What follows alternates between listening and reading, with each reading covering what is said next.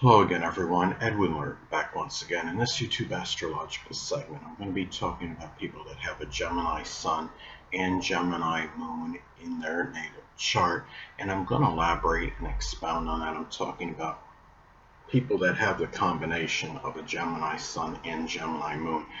Now, the basic character, which is the Sun, being in Gemini, can be very versatile, loquacious, adaptable, eloquent, quick-witted, and mercurial. And the moon is the unconscious side, and the unconscious side is therefore the same as the conscious side.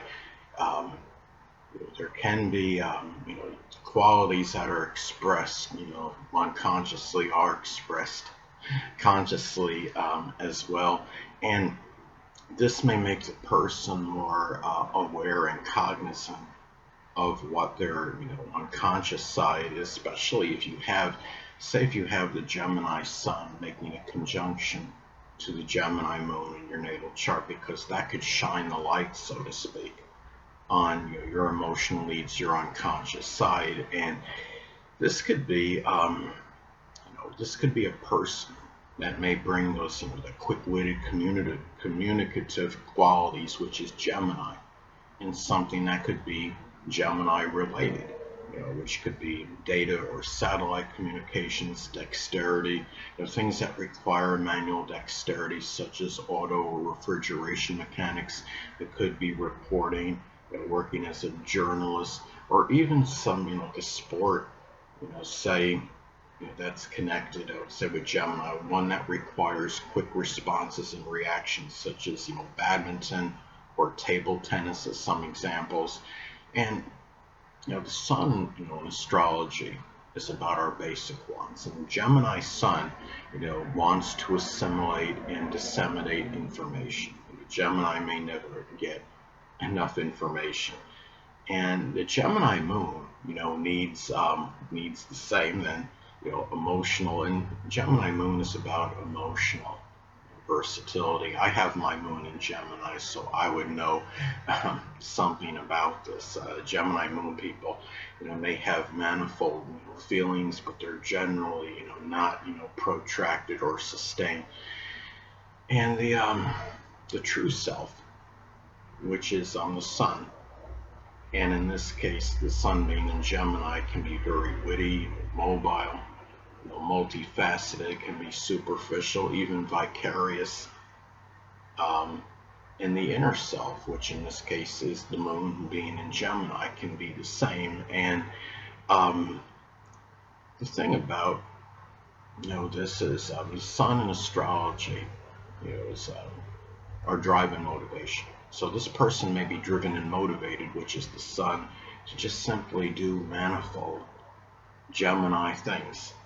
And in doing so, it can be, in a very, spirited, vivacious Gemini manner. And because it's how moon is how you feel.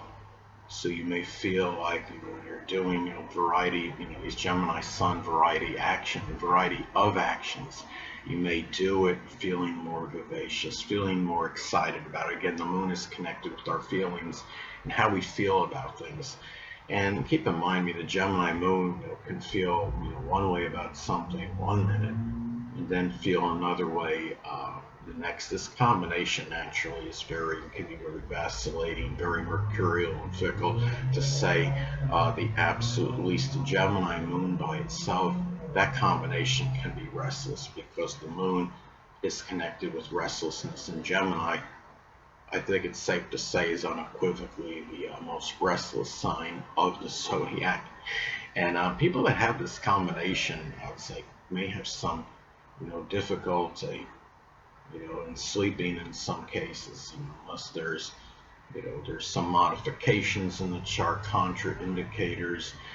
Taurus ascendant, as an example, can be, modify this to some degree. Like Taurus people, Taurus rising people outwardly can be very calm and placid and tranquil, and not, they can have a calming influence over others. And I would say themselves as well. And Taurus rising can actually have a very stable nervous system, so that could modify the Gemini Sun, Gemini Moon combination to some degree.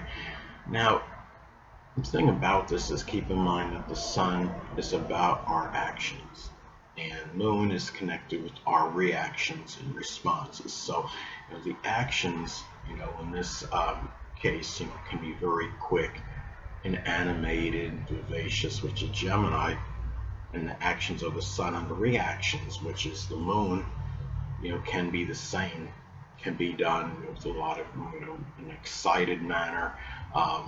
Gemini, energy could be very high-strung and excitable. This person may react to things, being very excitable sometimes and high-strung, very animated, to say the absolute least. And the thing about this too, now again, as I was stating before, okay, let's take, a conjunction, aspect as an example. Let's say if somebody has the Gemini Sun at 9 degrees and the Gemini Moon at 6 degrees. Conjunction is a 0-degree aspect. I use a 10-degree orb, for it. If it involves at least one personal planet. In this case, naturally, you have 2 personal planets involved in the conjunction aspect. And again, let's say if the Gemini Sun is 9 degrees, Gemini Moon is 6 degrees, it would form a conjunction aspect. And it could be, an indication of very intensified focus, which is the Sun, and it could be on one's emotional needs, which is the Moon. And the Moon in Gemini, emotional needs can include, mental stimulation, assimilating information, mobility. It could be doing things that require manual dexterity, again, like auto or refrigeration mechanics. Now, in some cases, if you have this, in a conjunction aspect, again, it may indicate that, the mother and father might be very closely, connected with each other. It doesn't, give any, guarantee or assurance of, extreme compatibility, but it shows that there could be a closeness with them, and that maybe a lot of the things they do can be together. And because the Sun is connected with the biological father, the Moon is associated with the mother. It could show, how in some cases it can indicate that the biological father is a Gemini Sun Moon, or maybe maybe a Gemini Sun Moon or ascendant person, or simply embody those characteristics. And the same would apply to the Gemini Moon with the mother, that the mother may be a Gemini Sun Moon or ascendant person, or embody Gemini traits.